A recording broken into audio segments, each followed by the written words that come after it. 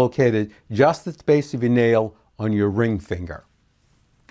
Right over here. Push in to find a point that is sensitive, sore, tender, or painful. That is the point. Massage this point in a circular motion for 20 to 30 seconds, like this.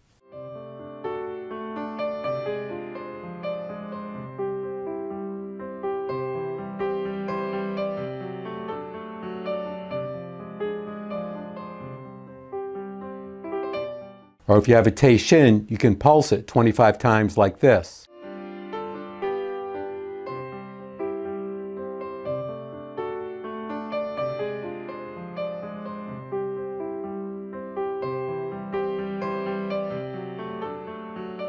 Now find and activate this point on your other hand.